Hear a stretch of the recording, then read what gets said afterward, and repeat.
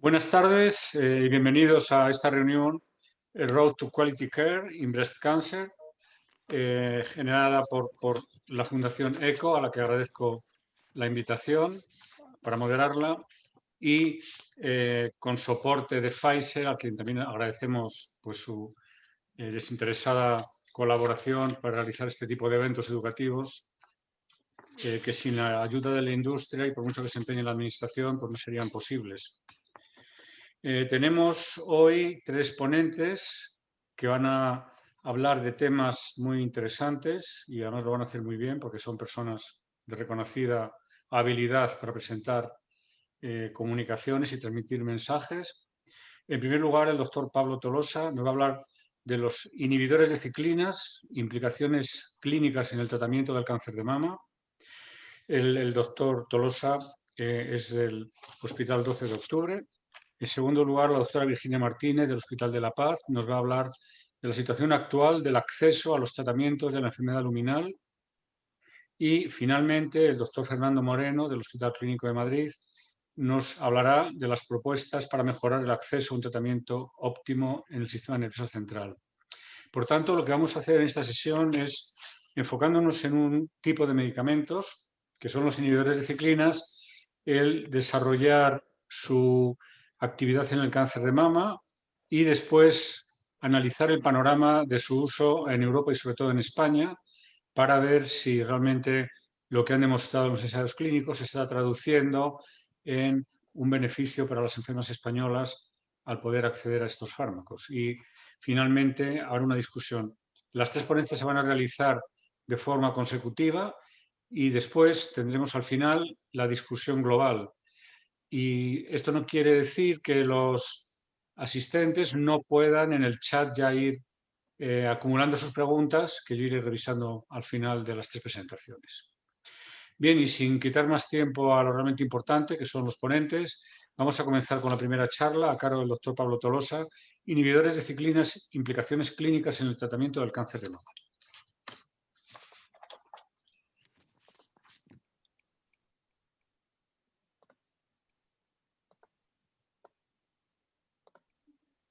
Muchas gracias. Buenas tardes a todos. Mi nombre es Pablo Tolosa y soy oncólogo médico en la unidad de cáncer de mama del 12 de octubre. Gracias a los organizadores, a la Fundación ECO y a los patrocinadores por organizar este evento. Yo voy a hablar sobre inhibidores de CDK4 y 6 y sus implicaciones clínicas en el tratamiento de los pacientes con cáncer de mama luminal. Este será el índice de la charla, una breve introducción para pasar a hablar del mecanismo de acción de estos fármacos y hablar del ciclo celular, hablar del papel que tienen en la enfermedad avanzada, cómo está la situación en cuanto a la búsqueda de biomarcadores y un pequeño esquema para la toma de decisiones. Y para terminar, hablaré brevemente del papel que puedan tener estos fármacos en la enfermedad precoz, que como sabéis hay mucha novedad últimamente. Como sabéis, el cáncer de mama es el primer tumor en la mujer y en 2018 en España se diagnosticaron hasta 32.000 tumores y se produjeron hasta 6.000 casos de muerte por cáncer de mama. Teniendo en cuenta que el cáncer de mama luminal representa entre el 65 y el 70% de todos los tumores, podemos ver que es una enfermedad muy relevante. Además, si vemos en la gráfica de la derecha, los subtipos ER2 y triple negativo van a presentar un patrón de recaída precoz en los primeros años, mientras que el subtipo luminal presenta recaídas constantes a lo largo del tiempo, incluso con cierta tendencia a aumentar. De hecho, si revisamos este trabajo, el riesgo de recaída por cáncer de mama luminal a los 20 años tras el fin de 5 años de terapia endocrina, vemos que los tumores de mejor pronóstico, aquellos que tienen ganglios negativos, el riesgo de recaer a distancia por cáncer de mama es de un 22% y de morir de hasta un 15%. Y si vemos los tumores de peor pronóstico, aquellos que tenían de 4 a 9 ganglios, el riesgo de recaída es de hasta un 52% y el riesgo de muerte por cáncer de mama hasta un 49%, porque por lo tanto la necesidad clínica existe, tanto en evitar las recaídas como en el tratamiento de la enfermedad avanzada. Como sabéis, el ciclo celular es uno de los principales hallmarks del cáncer y especialmente importante en cáncer de mama luminal. De manera resumida, el ciclo celular son todos aquellos mecanismos celulares a través de los cuales una célula progenitora va a dividirse y crear dos células hijas. Está dividido en interfase, que a su vez se divide en fase G1, fase S de síntesis y fase G2, y posteriormente la mitosis. Este ciclo está fuertemente regulado por una serie de serintreonina-quinasas que van a controlar cada uno de sus puntos, entre los que se encuentran el nodo ciclina D, CDK4/6, que van a controlar quizá el punto más importante, que es el paso de G1 a S1, que es cuando se produce la síntesis de todo el material genético y por tanto es un punto de no retorno en la división celular. De manera general, sobre este nodo ciclina de CDK4 confluyen una serie de señales mitogénicas, entre las que se incluye la vía de las MAO-quinasas, PI3K, entre otras, y también confluye la vía del receptor de estrógeno, ya que la ciclina es un producto transcripcional de la vía del receptor de estrógeno. De manera general, cuando CDK4 está activada, va a fosforilar a la proteína del retinoblastoma, la cual va a liberar el factor de transcripción E2F y se van a expresar los genes necesarios para progresar en el ciclo celular. Por todo ello, es especialmente interesante inhibir esta vía más la vía del receptor de estrógeno en cáncer de mama. Y como sabéis, se desarrollaron rápidamente inhibidores CDK4/6. Los 3 que tenemos comercializados los tenéis aquí, son abemaciclib, palbociclib y ribociclib. Viendo su estructura química podemos ver ciertas similitudes entre palbociclib y ribociclib y algo de diferencias en cuanto a abemaciclib. De hecho, si vemos su capacidad de inhibir las quinasas, son algo más potentes inhibiendo abemaciclib es algo más potente inhibiendo CDK2 y CDK6 y también tiene actividad frente a CDK7 y CDK9. Además, si vemos el quinoma de estos fármacos, vemos que abemaciclib es algo más promiscuo. Como sabéis, rápidamente se han desarrollado estos fármacos en la enfermedad metastática luminal. Tenemos hasta 7 estudios fase 3 randomizados positivos, 2 de ellos con palbociclib en primera y segunda línea, 3 con ribociclib en primera y segunda línea y un estudio especial para población premenopáusica, el MONALISA 7, y 2 estudios más con abemaciclib en primera y segunda línea. El objetivo principal de todos ellos era la PCS y son todos positivos con hazard ratios muy similares en torno a 0.55. Y si vemos aquellos estudios de los cuales tenemos ya datos maduros de supervivencia, vemos también una importante señal en cuanto a la supervivencia con datos positivos en los estudios de segunda línea y también en el estudio MONALISA 7 de primera línea. Luego trataremos de explicar las diferencias que encontramos entre los distintos estudios. En esta imagen podéis ver los estudios de primera línea, hazard ratios similares, 0,55 y un beneficio en términos de PFS homogéneo de unos 10 meses para cada uno de los 3 fármacos. Si vemos el estudio de primera línea en población premenopáusica, el estudio MONALISA 7, también beneficio similar en términos de PFS, ganancia de 10 meses y en cuanto a la supervivencia global, también un estudio positivo con datos actualizados recientemente en el Congreso de San Antonio de la semana pasada, con un seguimiento de 53 meses y seguimos viendo la señal y una ganancia en 10 meses en supervivencia global. Si analizamos los estudios de segunda línea, vemos que los datos son algo más heterogéneos, aunque vemos un beneficio en PFS consistentes y también en supervivencia global. Vemos que el estudio PALEMA 3 se queda en el límite de la significatividad estadística, pero si analizamos los brazos controles de cada de estos estudios ya podemos intuir que las poblaciones eran distintas. De hecho, si nos fijamos en el brazo control del estudio PALOMA 3, la mediana de supervivencia solo con fulvestrant era de 28 meses, mientras que en el estudio MONALISA 3, que realmente es un estudio mixto entre primera y segunda línea, era de 40 meses. Estas son las poblaciones de estos estudios. Vemos que en el estudio PALOMA 3 había pacientes más pretratados, hasta un 77% con terapia endocrina para la enfermedad metastática y un 34% incluso quimioterapia, mientras que el resto de los 2 estudios eran algo menos pretratados. Si analizamos las señales en cuanto a la supervivencia en función de la resistencia endocrina primaria y secundaria, podemos ver ciertas señales de que palbociclib es algo más eficaz en resistencia endocrina secundaria, mientras que abemaciclib es algo más eficaz en resistencia endocrina primaria, y no viendo estas diferencias en el estudio de ribociclib. Otra de las preguntas interesantes es contestar qué hacemos con estas pacientes que ya han demostrado resistencia endocrina y sobre todo en el subgrupo de pacientes jóvenes. Para contestar esta pregunta tenemos el estudio John Pearl que comparaba quimioterapia con capecitabina frente a palbociclib con terapia endocrina y es un estudio positivo, 14 versus 20 meses. Y en este mismo contexto, pero en las pacientes posmenopáusicas, tenemos el estudio PERL, que en este caso es un estudio negativo tanto para el grupo global como aquellos como independientemente de que tuvieran mutaciones en SR1. Aún así, el perfil de seguridad del fármaco apoya el uso de estos fármacos previo a la quimioterapia. Con todos estos datos que tenemos que tomar decisiones en nuestra consulta y tenemos que tener claro cuáles son nuestros objetivos en la enfermedad metastásica, que van a ser paliar los síntomas, controlar la enfermedad, prevenir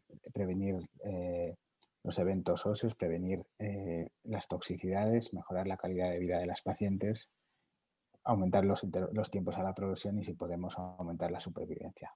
Con todo ello y con todos los fármacos que tengamos a disposición, tenemos que ver qué tipo de paciente tenemos delante, qué tipo de enfermedad tenemos, si es agresiva, si no, y también tenemos que intentar conocer la biología de los tumores de nuestros pacientes para tomar la mejor decisión.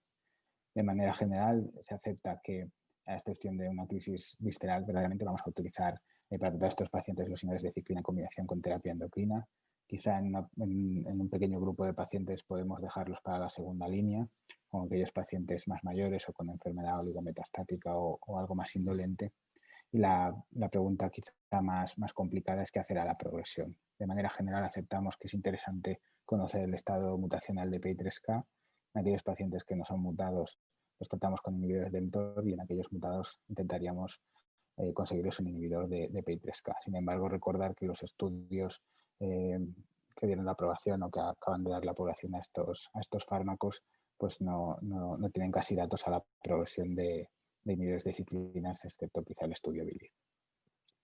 Por último, y volviendo un poco al mecanismo de acción de los fármacos, vamos a intentar entender los mecanismos de resistencia a estos fármacos. El primero de ellos sería la pérdida de la diana. Si vemos el esquema, es fácil entender que la pérdida de ERBI en paciente ERBI-loss o ERBI mutado hace que no tenga sentido inhibir esta vía. Y si vemos, por ejemplo, en estas curvas de la corte del memorial, aquellos pacientes que eran ERBI-loss, la PFS a los inhibidores de ciclina era tan solo 3,6 meses. Otro de los mecanismos de resistencia sería la hiperactivación de la propia diana de CDK4 y 6 a través de las vías de señalización mitogénica, como la vía de las MAP quinasas, la vía de PI3K, FGFR, y también recientemente puesta de moda la vía de FA tipo pathway, que también vemos que su hiperactivación hace que estos tumores tengan una PFS a inhibidores de ciclina de 2,4 meses. El tercer mecanismo de resistencia sería el bypass de la vía con la amplificación de la ciclina, y todos conocemos que el beneficio de la adición de palbociclib a fulvestrant es menor en aquellos pacientes que tienen amplificación de esta ciclina. Además, otro punto interesante es estudiar la resistencia a la progresión de estos fármacos con muestras pareadas. Vemos que muchas de las mutaciones, como puede ser PI3K, se mantienen estables y, sin embargo, hay ganancia en alguna de ellas, como FGFR, ERBI1 o el aumento de las mutaciones en SR1, que, como sabéis, hay muchos fármacos, muchos nuevos SERDs en desarrollo contra estas mutaciones. Y por último, y ya para terminar, no podía dejar de nombrar los estudios de adyuvancia. Como sabéis, cuando un fármaco tiene éxito en la primera o la segunda línea, rápidamente tratamos de traerlo a la adyuvancia. Tenemos 4 grandes estudios fase 3 randomizados y hemos pasado de no tener ningún dato a tener datos de 3 de ellos. Para contextualizar esto, recordar simplemente que hacer una adyuvancia hormonal con inhibidor de aromatasa frente a tamoxifeno, en los metaanálisis vemos que aporta una disminución del riesgo de recaída de un 3,5% y un impacto en supervivencia de un 2,1%. Si vemos los estudios rápidamente, tenemos 2 con un diseño muy similar, el estudio PALAS de palbociclib y el estudio MONARCH de abemaciclib, donde los pacientes, una vez recibían todos sus tratamientos quirúrgicos, radioterapia y quimioterapia, se randomizaban a recibir 2 años de el inhibidor CDK4/6 o la rama de terapia endocrina estándar. Quizá una diferencia muy importante es que el estudio Monarchy incluía pacientes, como sabéis, de más riesgo. La sorpresa fue que para su objetivo principal, que es supervivencia libre de enfermedad invasiva, los resultados han sido contradictorios. En el PALAS no se ha visto beneficio y en el Monarchy, al menos con el tiempo de seguimiento actual, sí que hemos visto una señal de beneficio. El tercer estudio es el estudio de MELOPB con un diseño algo distinto. En este caso, los pacientes se seleccionaban si no habían hecho respuesta completa patológica a la quimioterapia, más criterios clínico-patológicos de riesgo, y los pacientes se randomizaban a recibir o no palbociclib únicamente un año.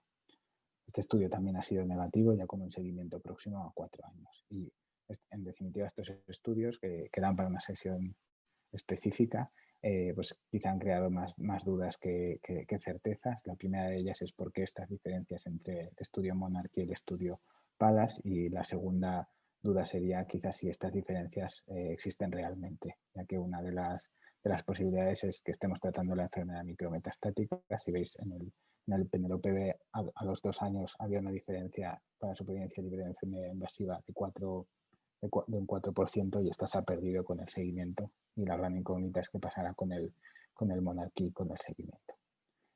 Con esto terminar con unas breves conclusiones, simplemente que yo creo que es aceptado que todos tratamos en primera o segunda línea a nuestros pacientes con inhibidores CDK4 y 6, que quizá la pregunta clínica ahora más relevante es qué hacer a la progresión de estos fármacos. Más allá de los inhibidores de PI3K y mTOR, a día de hoy tenemos poco más que quimioterapia que ofrecer, y qué pasará con la enfermedad precoz cuando tengamos datos más sólidos. Muchas gracias. Muchas gracias, doctor Tolosa, por la excelente presentación. Y vamos a pasar ahora a la presentación de la doctora Virginia Martínez, situación actual del acceso a los tratamientos en la enfermedad luminal.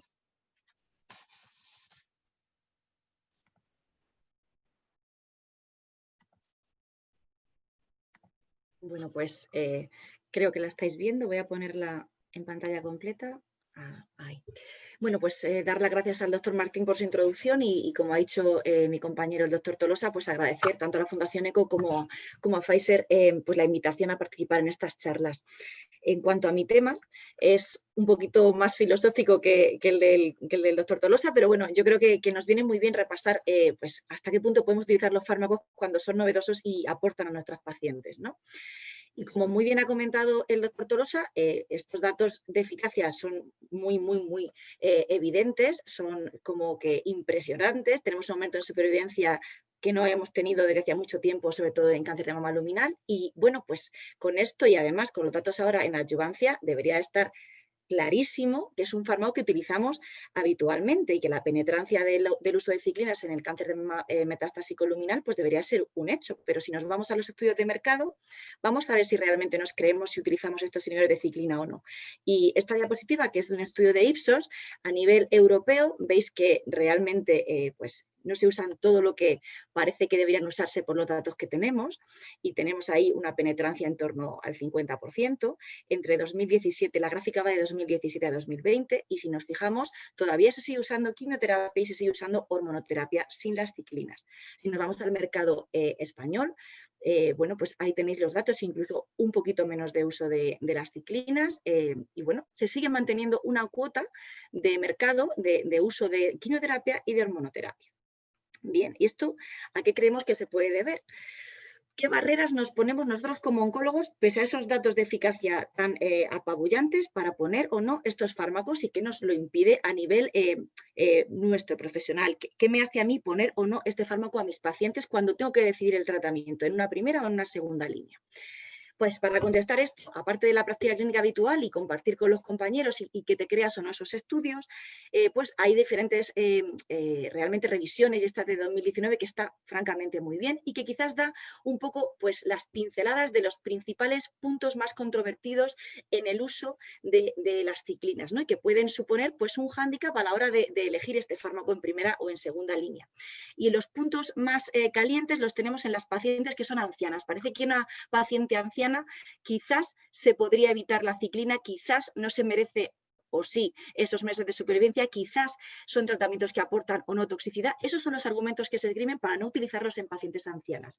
Y yo creo que esto vendrá muy bien en el debate a la hora de verdad sentarnos y pensar si una persona, una señora, una paciente, por tener 70, 75, 72, 80 años, se merece o no más tiempo de calidad de vida y más tiempo en supervivencia de su tumor, si estos fármacos se lo pueden ofrecer y si realmente no aportan toxicidad. Eso sin llegar al punto de que no tenemos bien definido qué es anciana y los estudios te consideran entre 65 y 75 años. Pero bueno, si nos planteamos las mayores de 75 años, ¿por qué ellas no se van a beneficiar de unas ciclinas en este caso? También otro punto controvertido es el tipo de afectación metastásica, si es solamente ósea, las pacientes con afectación oligometastásica. Parece que en estas cuesta un poco más de trabajo poner las ciclinas. Luego está el punto de si esas ciclinas añaden o no toxicidad y si afectan de forma negativa a la calidad de vida, sobre todo en las pacientes ancianas. Luego, esas pacientes con un intervalo libre de enfermedad prolongado, que tampoco está bien definido según los estudios, unas veces lo consideran por encima de 12 meses, otras por encima de 32, de 48 meses, pero parece que esas pacientes con una enfermedad más indolente quizás se puedan evitar las ciclinas o hay gente que esgrime este argumento para no utilizarlas. Luego el tema de cuando buscamos una tasa de respuesta tumoral rápida en pacientes muy sintomáticas, con mucha carga tumoral, quizás con afectación visceral, parece que todavía hay gente que considera que esa tasa de respuesta es superior con la quimioterapia frente a utilizar las ciclinas, que es algo que veremos si tenemos suficiente consistencia o no para refrendar, pero es un punto controvertido y todavía hay gente que sigue abogando por la quimioterapia en situaciones de alta carga visceral y en situaciones con mucha carga sintomática en las pacientes, no solamente en crisis visceral. Luego, otro punto controvertido con las ciclinas es que no tenemos un biomarcador específico y, por otro lado, no deja de estar ahí el tema del dinero, ¿no? Y luego, una cosa que yo he puesto que a mí me parece interesante, que lo tenéis ahí a la izquierda, es la curva de aprendizaje. Qué importante es para un oncólogo cuando sabe y ha utilizado el fármaco y tiene experiencia en el uso. Y finalmente no es lo mismo cuando una paciente pues, está siendo tratada por alguien que realmente no ha utilizado las ciclinas a cuando, en cambio, su oncólogo está muy, muy habituado al uso de este fármaco. Y me pasa lo mismo con las ciclinas que con otros tipos de fármacos. La curva de aprendizaje a nivel personal es muy, muy importante.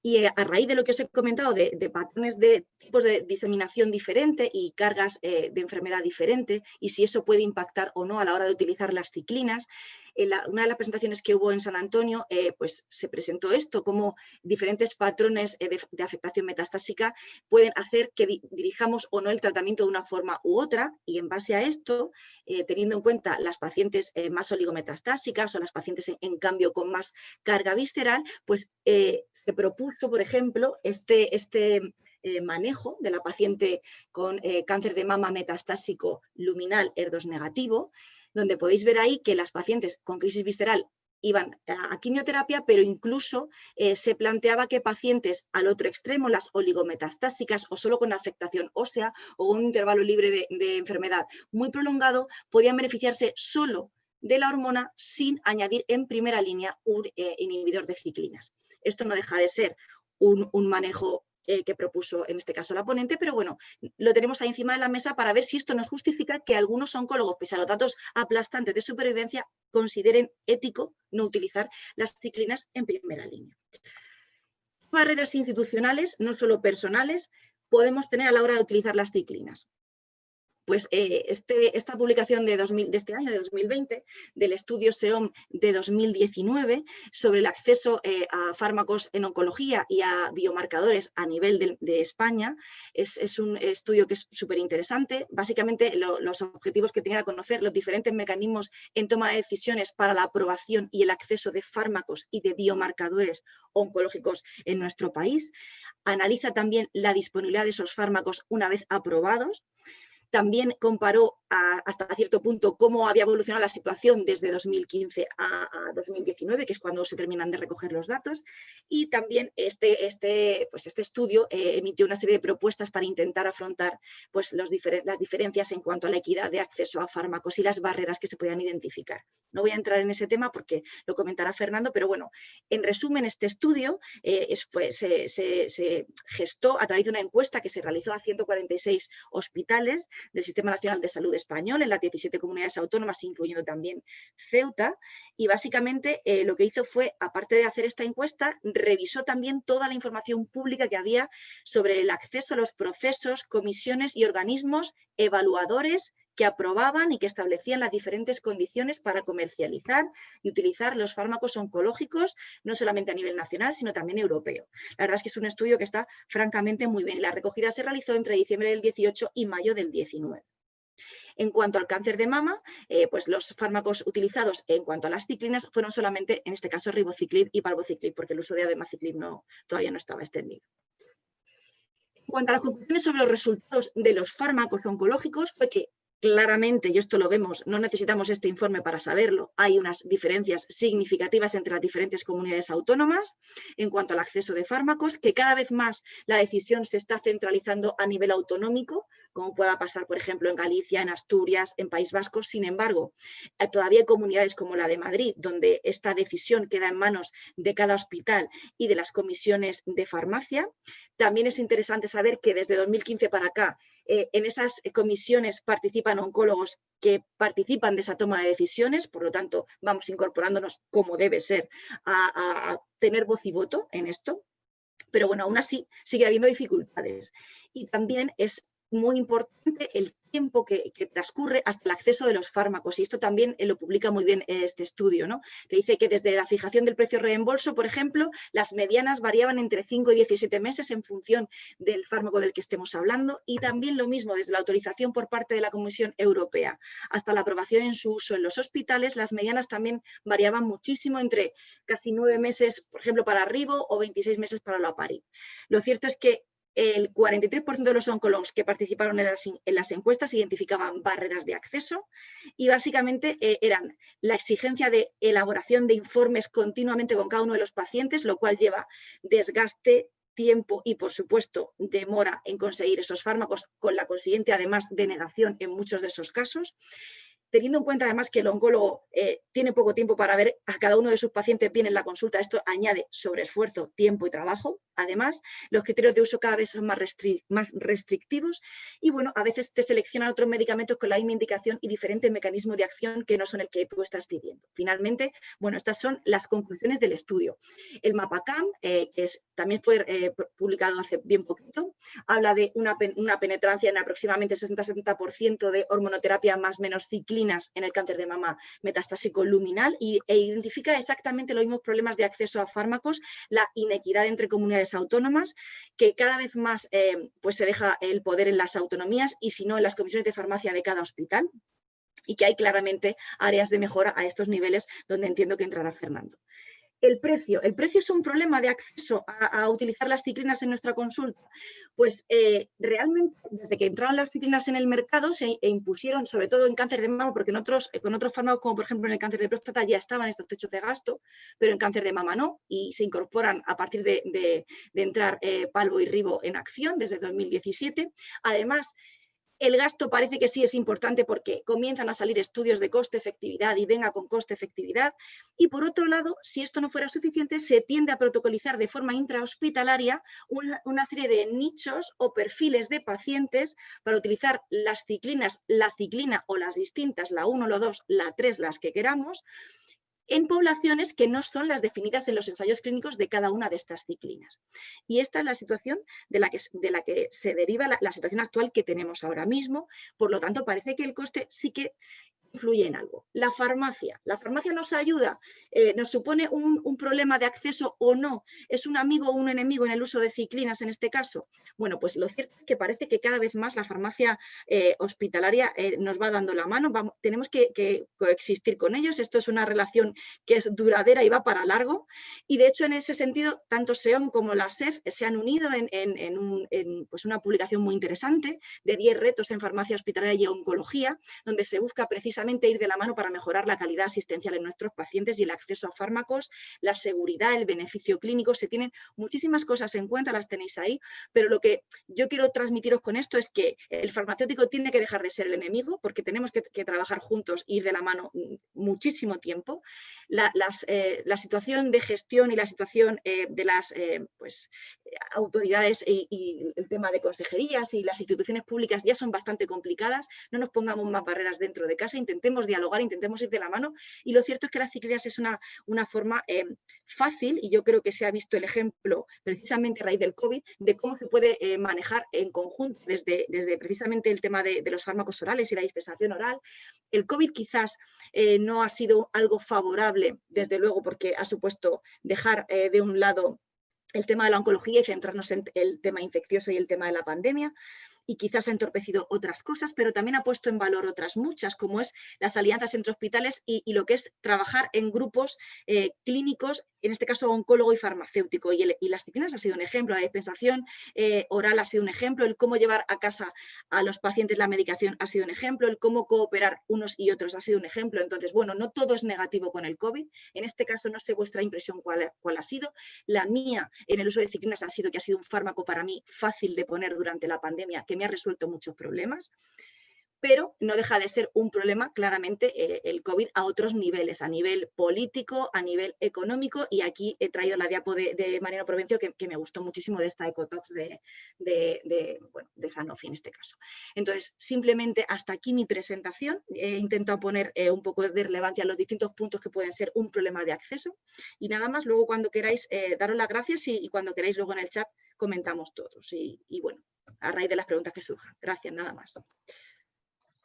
Muchas gracias, doctora Martínez. Vamos a pasar a la última charla a cargo del doctor Fernando Moreno, que se titula Propuestas para mejorar el acceso a un tratamiento óptimo en el Sistema Nacional de Salud.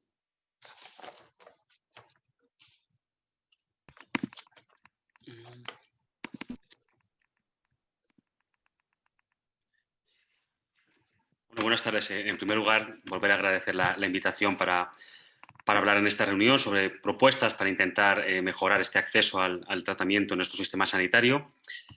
Estos son mis conflictos de interés y yo creo que no menos importante, yo quiero recalcar que yo no soy un experto en farmacoeconomía, ni en gestión de recursos, ni en acceso a fármacos. Soy médico, me dedico a atender pacientes y, por lo tanto, la presentación está realizada desde una perspectiva clínica de las dificultades que encontramos los médicos a la hora de acceder a las novedades terapéuticas. En esta presentación vamos a abordar los siguientes puntos. En primer lugar, poner en contexto el valor de la innovación en oncología. En segundo lugar, evaluar la homogeneidad o la equidad de acceso a la innovación en nuestro país. Y finalmente, realizar una serie de propuestas de mejora de acceso a la misma. Comenzando por el valor de la innovación, quería señalar que la oncología es la especialidad con mayor número de ensayos clínicos en marcha. De hecho, más del 50% de los ensayos clínicos están realizados en fármacos oncológicos. Esta investigación se traduce en que el mayor número de fármacos aprobados para nuevas indicaciones corresponda a antineoplásicos, tanto de tumores sólidos como de tumores hematológicos. Estas indicaciones en oncología, como pueden observar, han crecido de manera exponencial durante las últimas décadas. Y esto se traduce en una mejoría en el resultado terapéutico de los pacientes. Hay una mejoría de la supervivencia, hay una reducción de la mortalidad asociado al cáncer. De hecho, se estima que desde el año 2000 hasta el año 2016 se han prevenido en los Estados Unidos más de 1.200.000 muertes gracias a la incorporación de nuevos tratamientos. Bueno, pues una vez puesto en valor la innovación, el siguiente punto es conocer si existe un acceso homogéneo a la misma en nuestro país. Y para ello vamos a irnos a un grupo de fármacos de aprobación reciente, como son los inhibidores de ciclinas. Ya ha comentado Virginia previamente estos resultados, que a pesar de los datos que tenemos con estos fármacos, como ha comentado el doctor Tolosa, a pesar de ser el tratamiento recomendado en las diferentes guías para la inmensa mayoría de las pacientes, la realidad es que menos de la mitad de las pacientes lo reciben en primera línea, que hay un 30% de pacientes que continúan recibiendo una monoterapia hormonal en primera línea y cerca de un 20% quimioterapia. Ni siquiera hace falta irnos a fármacos de aprobación reciente, también ocurre con tratamientos establecidos desde hace años en nuestro país. En este póster que se presentó en SEON hace apenas un par de años, se evalúan los distintos regímenes de primera línea de quimioterapia tras tratamiento hormonal en tumores luminales. Y observamos diferencias notables según la zona geográfica. Vemos como en el noroeste del país se utiliza de manera prioritaria paclitaxel, en el noreste nab-paclitaxel, en el centro capecitabina, en el sur optan por antraciclinas mientras que la zona de Levante por paclitaxel más bevacizumab. ¿A qué se deben estas diferencias, ¿no? Realmente la evidencia, las guías aparentemente son las mismas en todos los sitios. Tenemos que reconocer que existen diferencias en función de nuestra experiencia, de nuestros hábitos de prescripción, pero posiblemente sea el acceso a fármacos lo que marque las diferencias en la elección del tratamiento. Al igual que hemos visto previamente en Estados Unidos, en España también durante las últimas 2 décadas ha habido una reducción de la mortalidad por cáncer en España. Sin embargo, desconocemos si esta reducción es homogénea en los distintos territorios o en los distintos centros y si las diferencias en el tratamiento que hemos mostrado pudieran tener influencia en los resultados alcanzados en las diferentes comunidades autónomas o hospitales tratantes. Bueno, pues ya hemos puesto sobre la mesa el valor de la innovación, que existen dificultades en el acceso a la misma. Vamos ahora a proponer mejoras para mejorar este acceso. Estas mejoras pueden venir desde varios puntos de vista, desde los distintos actores implicados en el proceso terapéutico, como son los profesionales sanitarios, como son los pagadores, los proveedores, es decir, la industria farmacéutica, y finalmente los que reciben el tratamiento, que son los pacientes. Comenzando por los médicos, por los profesionales sanitarios, tenemos que recordar que tenemos, o que el conocimiento de la enfermedad que tratamos, no es una opción, esto es una obligación, ¿no? Y es una responsabilidad que tenemos que asumir a la hora de tratar a los pacientes. Por lo tanto, la necesidad de formación continuada es especialmente relevante en oncología debido al gran número de novedades en el tratamiento. Quizás en otras especialidades, una vez que se alcancen ciertos conocimientos o ciertas destrezas, se puedan mantener estables durante mucho tiempo, pero este no es el caso de la oncología. Por lo tanto, además de ser exigentes al sistema sanitario y de ser exigentes con la industria farmacéutica, que lo tenemos que ser autoexigentes con nosotros mismos. Esta exigencia en el conocimiento debería de ir acompañada de una evaluación del beneficio que nos aportan los fármacos. En ese sentido, la escala de ESMO, de evaluación de magnitud de beneficio clínico, pueda ser de utilidad. Habitualmente los fármacos se aprueban porque hay un beneficio en supervivencia libre de progresión y en supervivencia global. Sin embargo, este beneficio, que vale para regular un fármaco, para aprobarlo, debe ser ponderado en función del impacto que tenga en toxicidad, en calidad de vida y del pronóstico de la enfermedad que estemos tratando. Estos factores son considerados tanto en el contexto curativo como en el contexto paliativo, asignándoles una valoración que va de la A a la C en el caso de terapias curativas y del 1 al 5 en el caso de tratamientos para enfermedad avanzada. Y aquí pueden ver cómo se distribuyen distintos fármacos en función de la puntuación alcanzada. De este modo, el acceso a fármacos que tienen una puntuación de A o B en el entorno curativo y de fármacos que tienen una puntuación de 3 o superior en el entorno de enfermedad avanzada deberían de ser priorizados frente a aquellos que alcanzan unas puntuaciones inferiores.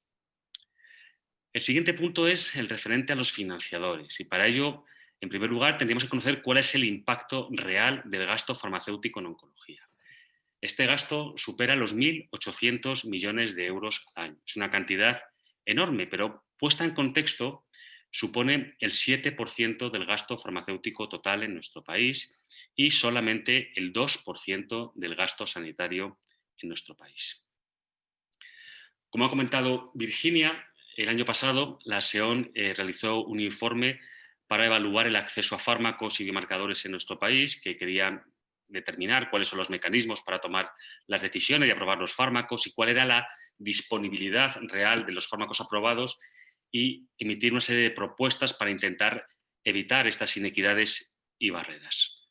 Ya ha comentado Virginia que consistía en una serie de encuestas en la cual se preguntaba a distintos centros hospitalarios cuáles son los procesos para la aprobación y financiación de los fármacos de aprobación reciente, como son la inmunoterapia en cáncer de pulmón, inhibidores de ciclinas en el caso de cáncer de mama, inhibidores de BRAF para melanoma y inhibidores de PARP para cáncer de ovario. Y, como se ha comentado previamente, existen diferencias respecto a quiénes son los responsables para tomar las decisiones de financiación. En ocasiones es la comunidad autónoma, en ocasiones es el propio hospital. Hay una falta de transparencia de quiénes son los responsables para tomar estas decisiones de financiación y finalmente hay fármacos que, a pesar de tener un precio de reembolso, son rechazados para su utilización en determinados centros. Igualmente hay un retraso notable desde que un fármaco tiene aprobación por el Ministerio hasta que realmente este fármaco llega a los pacientes, y casi la mitad de los oncólogos participantes encuentran diferentes barreras que les obstaculizan la prescripción de fármacos. Es decir, tanto la realización de informes justificativos específicos, criterios adicionales a lo que es la ficha técnica del producto, sugerencias de utilización de fármacos para la misma indicación, pero que tienen un mecanismo de acción y resultados diferentes, y directamente en ocasiones incluso el rechazo de la financiación del producto. De este modo se produce lo que conocemos como la teoría del embudo, ¿no? Es decir, desde la aprobación inicial de la EMA, que es una aprobación bastante amplia, se va restringiendo progresivamente a través de múltiples comisiones de evaluación, Ministerio de Sanidad, Consejería de Sanidad, comisiones de farmacia, hasta que finalmente llegamos a cuál es la población real que tiene acceso al medicamento. Pues bien, el tercer actor, el tercer responsable, es la industria farmacéutica. La industria farmacéutica es una empresa privada, lógicamente ellos tienen un ánimo de lucro y quieren ganar el mayor dinero posible, y el que paga pues intenta llegar a acuerdos o a negociaciones para reducir el precio de los fármacos.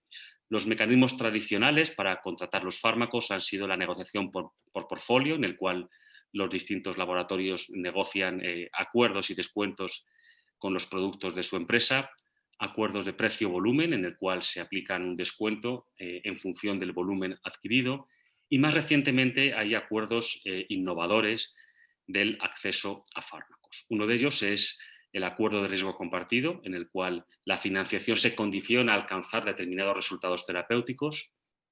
Otros son la aplicación de descuentos indirectos a partir de determinado número de dosis. Y finalmente, como ha ocurrido en el caso de los inhibidores de ciclinas durante un periodo de 2 años, techos de gasto, en el cual se acuerda un precio o un gasto máximo, y a partir de que se supera, pues el laboratorio es capaz de financiar el exceso. Posiblemente habría que adaptar la financiación al tipo de beneficio que obtiene cada uno de los fármacos, y pongo 2 ejemplos. Hay un fármaco de uso o de beneficio indiscutible, como es el pembrolizumab en melanoma, en el cual observamos que hay un porcentaje relevante de pacientes que progresan de manera precoz, pero sin embargo aquellos que experimentan beneficio ofrecen una mejoría significativa durante largo tiempo. Por lo tanto, este puede ser un ejemplo de fármaco en el cual pueda ser interesante un acuerdo de riesgo compartido para financiar exclusivamente esta población de pacientes que obtienen un gran beneficio. Por el contrario, hay fármacos como son los inhibidores de ciclinas, en el cual la mayor parte de ellos obtienen un beneficio con el tratamiento. Por lo tanto, aquí no aplicarían acuerdos de riesgo compartido y sería más razonable utilizar techos de gasto o descuentos indirectos. Para finalizar, vamos a pasar a los pacientes o a las asociaciones de pacientes.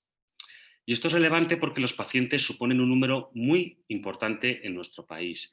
Hay que ser consciente que el año pasado, en el 2019, se diagnosticaron más de 275.000 nuevos casos de cáncer en España. Concretamente, en el caso de cáncer de mama, hay más de 33.000 casos nuevos de cáncer de mama.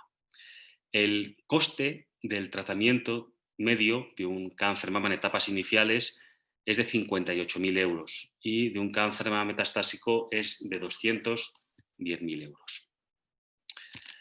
El coste global en nuestro país de lo que supone el impacto que supone esta enfermedad es de 19.300 millones de euros. De esta cantidad, casi la mitad está representada por los costes médicos directos. Sin embargo, hay un 12% de costes médicos no directos y hasta un 40% de costes indirectos que causa la enfermedad. Esto significa que la repercusión total la asume en el 55% el sistema sanitario, mientras que las familias y sus pacientes tienen que asumir el 45% del coste de la enfermedad. De ahí la importancia de considerar su opinión y su participación a la hora de tomar decisiones de financiación y aprobación de fármacos. Como conclusiones, y solamente quedan ya 2 diapositivas, ¿qué propuestas de mejoras podemos hacer desde varios puntos de vista? Desde la perspectiva del profesional sanitario, mediante garantizar la capacitación adecuada de los profesionales más allá de la residencia, mediante una formación continuada durante toda la carrera profesional del médico, mediante una evaluación independiente de qué es lo que nos aporta cada uno de los fármacos y para eso deberíamos contar con el apoyo de guías, de sociedades científicas o de grupos cooperativos, con la posibilidad de derivar a centros de referencia aquellos casos más complejos, aquellos fármacos de alto impacto o patologías infrecuentes, para intentar facilitar el acceso de estos fármacos que, si se distribuyen por toda la geografía, por todos los centros, van a dificultar el acceso a determinadas terapias y, por supuesto, mediante la inclusión de pacientes en ensayos clínicos, que va a conseguir reducir el gasto farmacéutico de una manera considerable. Igualmente, mediante la adopción de una investigación independiente, realizando estudios que vayan más allá del registro del fármaco. Un ejemplo son los estudios de desescalada de tratamientos para tumores SER2, que van a poder permitir que mayor número de pacientes puedan acceder a fármacos quizás con menor gasto farmacéutico. Por parte de la industria farmacéutica, el coste de los fármacos es muy alto, eso hay que reconocerlo, pero también es cierto que el coste de la investigación es excesivo, ¿no?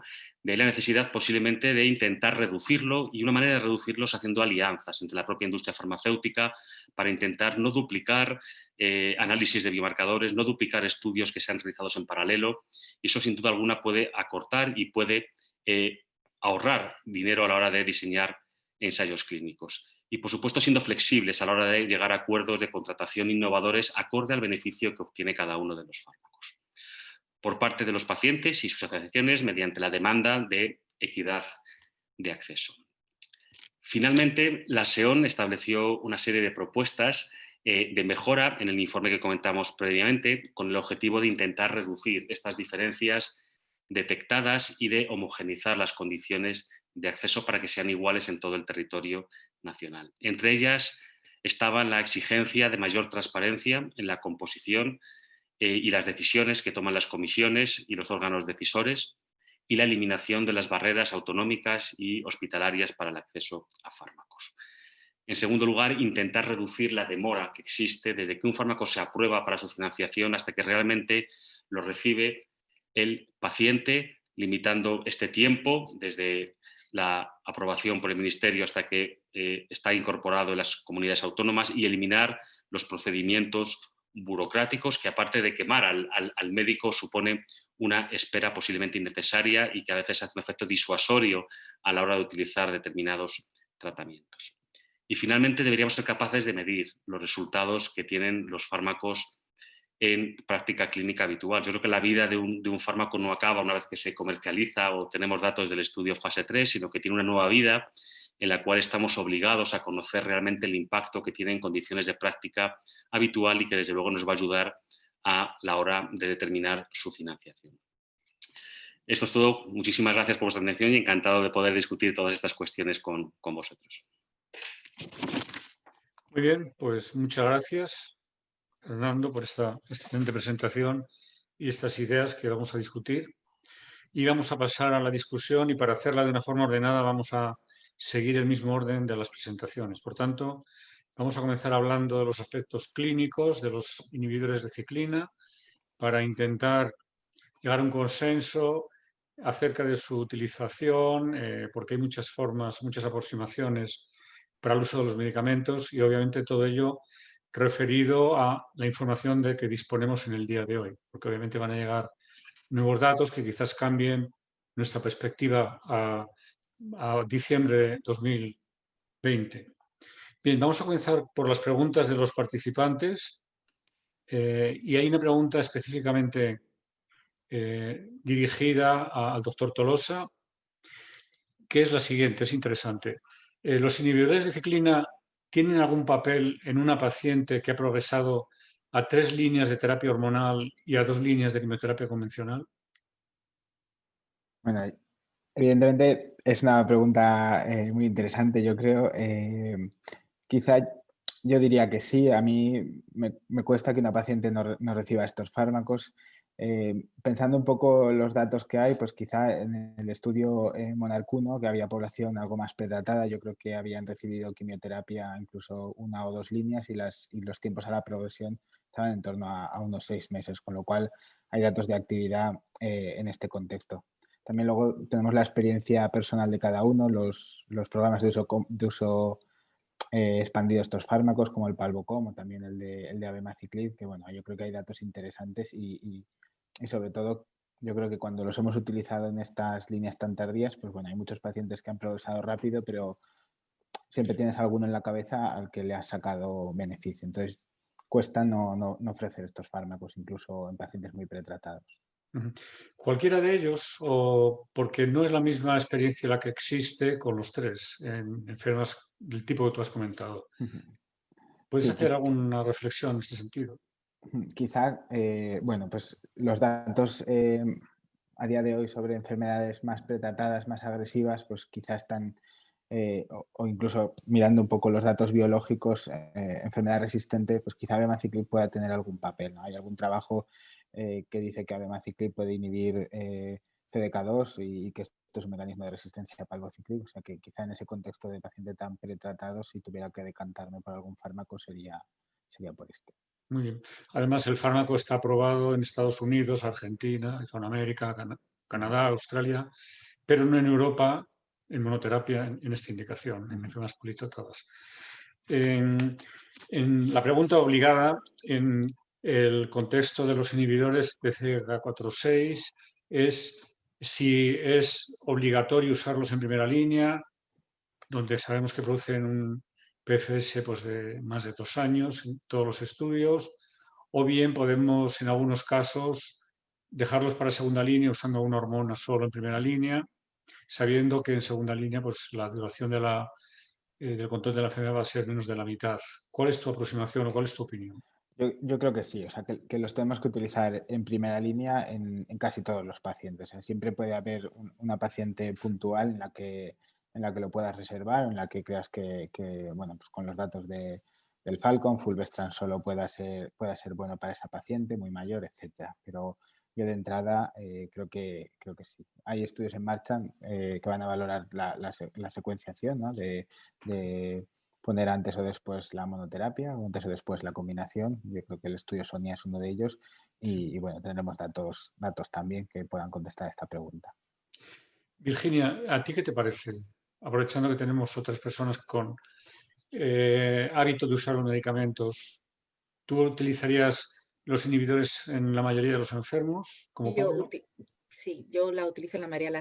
Es que realmente a mí me cuesta mucho trabajo privar a una paciente de ese beneficio en supervivencia. Entonces intento ponerlo desde luego en todas las pacientes en primera línea y la que no lo lleva en primera pues se lo lleva en segunda, pero porque no ha sido mi opción, no he podido tratarla en primera, ¿no? Cuando han llegado los steroides de ciclina al mercado pues ya lleva otra cosa, pero paciente que trato en primera línea, paciente que intento ponérselo, salvo alguna rarísima excepción. Ni siquiera las pacientes oligometastásicas las privo de ponerle el tratamiento, ni las ancianas. Realmente no, salvo la crisis visceral, que es poquísima las veces, que es muy poquito el porcentaje, ¿no? Pero paciente con mucha carga de enfermedad hepática, si la analítica está bien, se lleva la ciclina. Fernando, ¿tú qué opinas?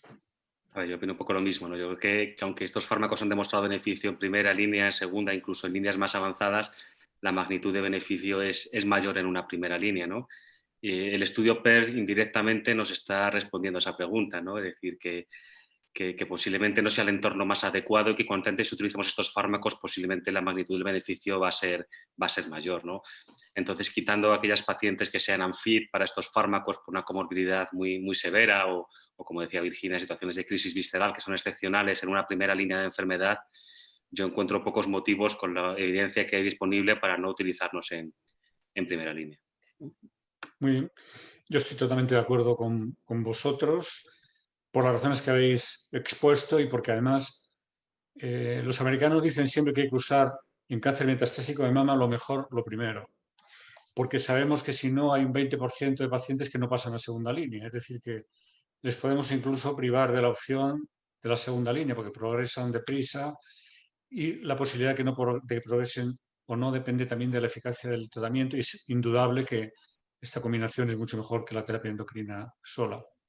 Y entre tanto llegan más preguntas para Pablo. A mí me gustaría preguntarle una cosa que va a ser complicado de explicar, pero al menos que me dé su opinión. ¿Tú crees que la crisis visceral es algo bien definido y crees que debe tratarse con quimioterapia sí o sí? Porque realmente las guías afirman esto sin ninguna evidencia es sólida, sino simplemente opinión de expertos. ¿Cuál es tu análisis? Bueno, efectivamente, yo creo que las guías dicen esto desde antes de que tuviéramos los inhibidores de ciclina, ¿no? Las tasas de respuesta de estos fármacos son mayores, son fármacos que en PFS la quimioterapia no tiene nada que hacer y bueno, existe un verdadero problema en la definición y yo creo que hay que reservar la quimioterapia únicamente pues, para una verdadera crisis visceral con mucho compromiso. Incluso aún así cuesta. O sea, por ejemplo, pienso en pacientes con infiltración de médula ósea que tienes cierto margen e intentas utilizar incluso los inhibidores de ciclina o como comentaba Virginia, con enfermedad hepática, pero tiene que estar pues, en una situación muy crítica para usar la quimioterapia. Siempre decimos esto, yo creo que lo decimos todos y luego vemos las gráficas y no es tan así, pero... Sí, pero fíjate, cuando tienes una crisis visceral, que es muy bonito hablar de crisis visceral, has comentado una situación, infiltración medular, pues usar quimio con infiltración medular es comprometido. Vamos a ponernos el caso de la enfermedad hepática masiva. Bilirrubina elevada. Usar taxanos es complicadísimo, antraciclina es complicadísimo, navelbina complicadísimo porque se eliminan por bilis, con lo cual es muy bonito decir que está indicada la quimioterapia, pero ¿qué quimioterapia das? Yo creo que esto es posible que vaya a cambiar. Y una cosa que me hace mucha gracia es lo que ha comentado antes Virginia. Esto es una enfermedad muy rara. La crisis visceral, yo no sé qué proporción hay porque no hay mucho dato, pero puede ser 5% en el tumor luminal. Sin embargo, los dos, tú y Virginia, habéis mostrado gráficas, e incluso creo también Fernando, de que el uso de la quimioterapia en España en primera línea es del 25%. No es por crisis visceral solo. ¿Por qué se usa? ¿Tienes alguna idea? Por ejemplo, tú, Pablo, primero. ¿Crees que esto es algo, digamos, que es la media de todo el mundo, de todos los hospitales, más en unos que en otros? ¿Crees que hay diferencias entre centros? Bueno, a mí lo primero decir que no veo estos porcentajes en mi hospital. Bueno, yo creo que esto lo podemos decir todos, ¿no? Pero luego los datos son los que son y están ahí. Las causas, pues quizá la de acceso a fármacos o el miedo en la paciente joven, en la paciente con algo de carga visceral y que quieres conseguir una respuesta. Quizás es más cómodo poner la quimioterapia. No sé muy bien cuál puede ser la causa, pero evidentemente algo hay. ¿Se os ocurre a vosotros, Virginia, Fernando, si queréis en este orden, alguna otra explicación o creéis que puede ser simplemente eso, dificultad para acceso a fármacos o todavía una fe quizás excesiva en la superioridad de la quimioterapia sobre otros tratamientos? Creo que sí, quizás en pacientes con una hormonoresistencia primaria, con un intervalo libre de enfermedad cortito. Y luego también la experiencia, o sea, hasta que no inicias en el uso de las ciclinas, pues ahí hay un tiempo en el que a lo mejor la gente mantiene su tendencia, ¿no? Y hasta que coge la curva de aprendizaje, pues cuesta, y esto es verdad. Y a lo mejor centros donde no han tenido los ensayos clínicos, no han tenido esa suerte de manejar estos fármacos, les ha costado un poquito más arrancar. No solo porque no lo tuvieran en farmacia, sino pues porque al final hay que hacerse a todo. Esto es así. Sí, quizás las curvas que habéis mostrado fueran o estuvieras apoyando esto que tú dices, porque con el tiempo van bajando en consumo de quimioterapia a expensas de otras terapias. Y Fernando, ¿tú tienes alguna otra explicación para que siga habiendo un uso de quimioterapia por encima de lo que las guías supuestamente recomendarían? Yo honestamente creo que la realidad es que no son tan altas, al menos en nuestro entorno, ¿no? Cuando yo hablo con compañeros cercanos, no de mi centro, sino de centros cercanos, no tenemos esa percepción, desde luego, ¿no? Es cierto que lo tenemos a lo mejor más sencillo porque hemos participado en el desarrollo de estos fármacos, en ensayos clínicos, y ya tienes un hábito de utilizarlos, has visto el beneficio y te sientes mucho más cómodo a la hora de manejar efectos secundarios que si de nuevo tienes que enfrentarte a un tratamiento, ¿no? Si encima tienes que aprender a manejar un fármaco, te exigen hacer un informe específico para cada paciente, tiene efecto disuasorio para que determinados compañeros que a lo mejor pues, ven varios tumores y tienen este problema no solamente con los inhibidores de ciclina, sino que luego viene un melanoma o viene un cáncer de colon y tienen que estar enfrentándose a fármacos nuevos, toxicidades nuevas, informes específicos para cada fármaco, y eso complica mucho que estos compañeros puedan utilizarlos de manera rutinaria, ¿no? Afortunadamente nosotros en nuestros centros pues tenemos más facilidad, ¿no? Pero que a lo mejor no refleja la realidad de toda España. Yo creo que has mandado un mensaje interesante a la industria, que cuando traen ensayos clínicos a España con nuevos fármacos, esto luego hace que se utilicen de forma mucho más fluida. Yo creo que eso es obvio y debería ser una razón, aunque España obviamente es un país que está muy bien en cuanto a ensayos clínicos, somos el segundo país de Europa después de Bélgica de ensayos clínicos en oncología por 100.000 habitantes, pero bueno, pues que no se olviden de esto. Bueno, vamos a pasar a la segunda presentación de Virginia y había una pregunta para Virginia.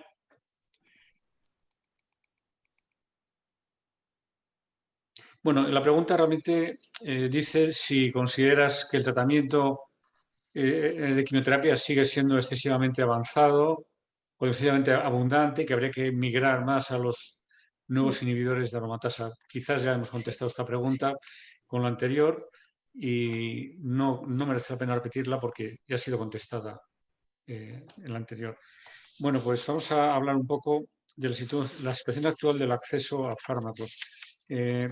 Has comentado muchas de las barreras que hay en el acceso a fármacos y, claro, cuando oigo tu presentación, bueno, pues me doy cuenta de que la administración a todos los niveles utiliza pequeños trucos o pequeñas trampas para ir poniendo trabas aparentemente que no tienen que ver con una intención, pero que al final resulta que sí tienen esa intención, que es retrasar todo lo posible la llegada para retrasar todo lo posible el gasto. Y esto realmente en un contexto, como habéis digamos, comentado tú y Fernando, de falta de transparencia, que la SEO me ha dicho que esto hay que acabar con ello. Además de esto, tenemos esta situación absolutamente kafkiana de las diferencias de uso y las limitaciones de uso en cada uno de las regiones o de las comunidades, por un lado, pero es que luego dentro de las comunidades, incluso dentro de los hospitales, es decir, en Madrid tenemos la absoluta paradoja de que la cartera de servicios de fármacos es diferente de acuerdo con el hospital y hay comisiones de farmacia que en lugar de unificarse de una manera razonable para una comunidad que no es muy grande y sentar normas comunes, pues en cada hospital oferta unos u otros fármacos, lo cual realmente es absolutamente absurdo. ¿Qué se te ocurre a ti que se podría hacer para que esto no fuera una situación real? Porque es que cuando uno mira la situación de Madrid, por ejemplo, pues se sorprende, pero no acabamos de llegar a una unificación de criterios. ¿Por qué y qué se te ocurre que se podría hacer para que se unificaran los criterios?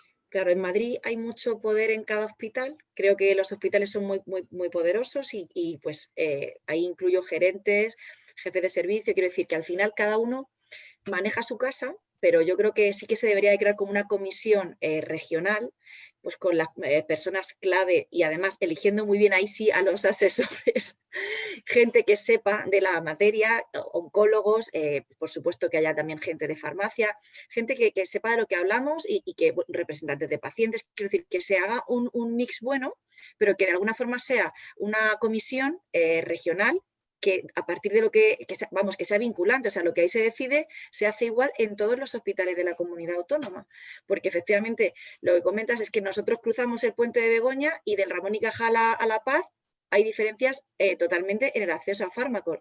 Entonces, pues esto es muy fuerte, pero es así. Y bueno, y yo creo que esa comisión regional ahorraría mucho tiempo. No solamente solucionaría el tema de la equidad, sino que ahorraría esas comisiones luego intrahospital, esas elaboraciones de protocolos que salen de algún lado, que no sabe uno nunca muy bien por qué, que te terminen obligando a ir por sitios donde no te apetece ir y bueno, pues ese tipo de cosas y bueno, y el tiempo de hacer tú un informe por cada paciente, o sea, que al final la gestión de la consulta es horrorosa. Entonces, haciéndolo bien desde arriba, pues fluiría mucho mejor. Pero de hecho yo tengo la sensación de que eso como que se intentó o estaba como medio diseñada. Pero esa comisión no existe. Yo soy miembro, pero luego no lleva nada a la práctica. Es decir, que todo lo que se decide no se lleva a la práctica, no se implementa. Y bueno, yo no quiero discutir la necesidad de colaborar con los farmacéuticos. Creo que son imprescindibles, pero la realidad es que los farmacéuticos no quieren perder esa parcela de poder en los hospitales, Ya. porque ese poder que has hablado está en manos de los farmacéuticos. Me temo que los jefes de servicio no tenemos ese poder, Ninguno. por desgracia. Entonces, de alguna forma preservan su poder dentro del hospital y a mí esto me parece que es malo para ellos. Yo creo que las gerencias están usando un poco a los farmacéuticos como contenedores del gasto y yo creo que habría que funcionar de otra manera. Habría que llegar a acuerdos sensatos, pero no habría que seguir lo actual, porque las comisiones de farmacia que da el hospital, ¿para qué valen? De nuevo, para la trampa de retrasar la aprobación porque no hay hueco este mes, a ver el que viene, si no el otro. ¿Vosotros tenéis en los hospitales en que estáis este problema que tenemos nosotros, que las comisiones de farmacia para aprobar nuevos fármacos se demoran de forma muy prolongada? Tú, Virginia, si quieres empezar. Sí, vamos, aunque supuestamente hay una mensual, depende de si tu fármaco, del que quieres debatir, entra en esa y si no, pues a la cola y a lo mejor dentro de 3 le toca. Y así vamos, como tú muy bien dices, ganando tiempo ellos, frenando el gasto y tal.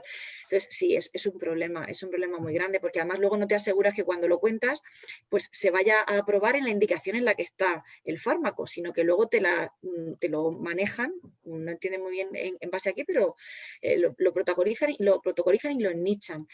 Y yo creo que a lo mejor la pieza clave aquí son los pacientes en esta comisión autonómica. Si los farmacéuticos efectivamente no quieren perder poder y por mucho que vayamos de buenas, pues es verdad que ellos mantienen su poder ahí, pues que a lo mejor nosotros tenemos que apoyarnos en los pacientes. Ese es un tema que ha tocado Fernando también, el poder de los pacientes en España, pero yo me temo que no es como en otros países, en particular como en Estados Unidos. Fernando, ¿tú crees que los pacientes deberían tener otro tipo de actividad de cara a la administración? Porque no se ve un gran peso de la opinión de los pacientes, de las asociaciones de pacientes, de cara a exigir que fármacos realmente eficaces no vayan más deprisa. ¿Cuál es tu opinión? ¿Crees que podrían mejorar o cómo podrían mejorar? Desde luego habría que contar con su opinión, ¿no? Hemos dado las cifras del número de pacientes con cáncer al año en España, del impacto económico que eso supone. Entonces yo creo que su opinión y su participación en este proceso es relevante. Lógicamente, ellos a lo mejor discutir el beneficio clínico es más complicado, ¿no? Pero al menos exigir que aquellos fármacos que tienen un impacto relevante estén aprobados y tengan acceso, y al menos tengan una equidad de acceso, ¿no? Que quizás sea lo más sangrante, ¿no? Porque si es algo a nivel global, es decir, España es un país pues, con menos recursos y a lo mejor no puede acceder a ciertas cosas, pues se puede entender, ¿no? Pero lo que es inaceptable es la inequidad, ¿no? Que según la comunidad, según el centro, un paciente reciba un tratamiento u otro, ¿no? Y eso es lo que tienen que luchar fundamentalmente ellos. Más que exigir un fármaco en concreto, al menos exigir que haya una equidad en el acceso, que es lo mínimo que tenemos que contemplar, ¿no? Yo creo que has hecho un comentario muy importante y es que el acceso a cualquier tratamiento, no solo a fármacos, hay que ponerlo en el contexto de la situación socioeconómica del país y lo que sí debemos exigir es que el acceso a fármacos, primero, en todo el país sea homogéneo y segundo, que esté en consonancia con la situación socioeconómica de España. Obviamente, pues a lo mejor Argelia no puede exigir lo mismo, debe exigir otras cosas, de acuerdo con su situación. Esto es duro, pero es la realidad. Yo quiero preguntarle, perdón, sí, adelante. Sí, sí. ¿No? Que nosotros mismos también, dentro de los fármacos que hay aprobados, tenemos que priorizar, ¿no? Eso es. Entonces, dentro de la propia SEON o dentro de grupos cooperativos, es decir, establecer qué fármacos son imprescindibles y son innegociables para nuestro tratamiento y qué fármacos, desde una perspectiva pues, lo más honesta posible, ¿no? Y más independiente posible, consideramos que a lo mejor no son prioritarios dentro del algoritmo, a pesar de que tengan una aprobación y una financiación, ¿no? Sí. Entonces, yo creo que también ese punto de vista debemos de plantearlo nosotros, ¿no? Yo creo que este tema sí, es muy importante porque estamos hablando de una familia de fármacos en los que hay muy poca duda de cuál es su indicación. Decir que usarlos sí o sí, porque si no usamos estos fármacos estamos haciendo una mala medicina. Yo creo que esto no lo discute nadie que tenga un cierto conocimiento del cáncer de mama y de la terapia actual. Pero claro, hay otros fármacos con una eficiencia realmente muy inferior. En la tabla que, no sé si Virginia o tú habéis puesto sobre fármacos aprobados recientemente por la EMA, yo he visto que 21 de 150 fármacos, 21 más 14 de 150 fármacos y esto supone el 20% aproximadamente, tenían una escala de beneficio de la ESMO de 1 o 2. El problema con estos fármacos es que una vez que se aprueban, pues en teoría ninguna de las naciones se puede negar a que se utilicen. Otra cosa es que los financien. Pero a mí la pega de los fármacos de mal balance costo-beneficio o este score de la ESMO tan bajo es que por su mala fama comprometen a otros de buena fama. Yo al final creo que lo que tú dices es cierto, habría que priorizar porque estos fármacos al final perjudican al panorama global y hace que se transmita una idea absolutamente equivocada de que los oncólogos ponemos de todo y la industria nos estimula a hacerlo sin considerar el costo, y esto no es así. Yo creo que el oncólogo cada vez más, aunque no seamos economistas, nos damos cuenta de lo que has dicho tú, que tenemos unos recursos limitados y que tenemos que optimizar los recursos y no dejando de utilizar ningún fármaco realmente eficaz, pues a lo mejor pensar que algunos fármacos pues, no son prioritarios, como tú has dicho. Este es un debate que personalmente creo que habría que establecerlo con los tres agentes, es decir, los médicos que administran los medicamentos y si quieres los farmacéuticos, el pagador que es la administración y los pacientes. Yo creo que habría que llegar a un acuerdo, quizás también la industria farmacéutica, para ponernos de acuerdo sobre qué debemos utilizar y qué no, y a lo mejor hay que poner un umbral porque no se puede financiar todo, pero debería valer para que al menos una vez llegado a un acuerdo fuera, como hemos dicho antes, ecuánime, que fuera igual para todos. ¿De acuerdo? Bueno, tenemos tiempo para un par de preguntas más. Voy a ver si hay alguno más en el chat. No, no tenemos más preguntas en el chat. Bien, Fernando, tú has hablado de formas de mejorar el uso de fármacos, el acceso a los fármacos, y has hablado de dos fórmulas, el riesgo compartido y el techo de gasto, que en teoría están bien y son sensatas, pero se han intentado y han fracasado. Sobre todo el riesgo compartido se empezó a hacer en algunos hospitales y luego al final se ha dejado de hacer. ¿Sabes por qué ha podido ser o tienes alguna explicación?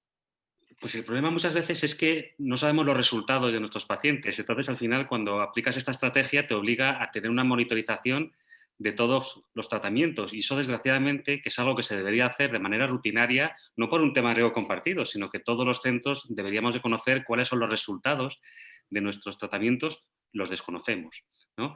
Entonces, el problema es que ese acuerdo obliga a un trabajo adicional que posiblemente debería ser parte de nuestra labor diaria. Yo creo que tendríamos que tener gente dentro del hospital encargado de monitorizar la eficacia y los resultados, no solamente en oncología, sino en cualquier especialidad médica, y que esos datos se pudieran comparar con otros centros para ver cuáles son las áreas de mejora, ¿no?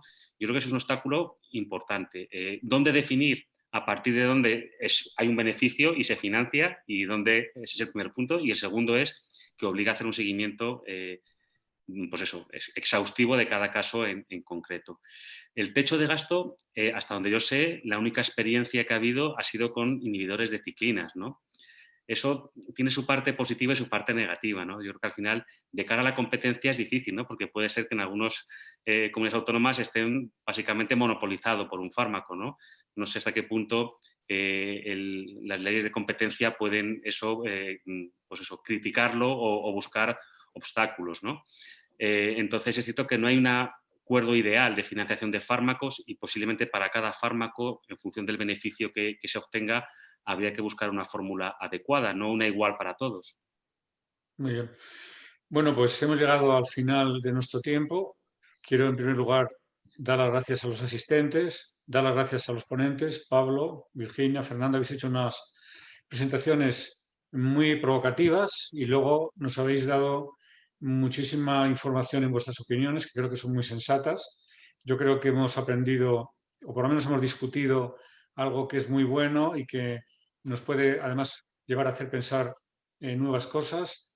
Y bueno, yo finalmente quiero agradecer de nuevo a la Fundación ECO por permitir ese tipo de foros de debate que creo que son muy interesantes en medicina, porque el hablar de fármacos y de resultados está muy bien, pero también hay que hablar de otras cosas que nos afectan en el día a día. Muchas gracias a todos.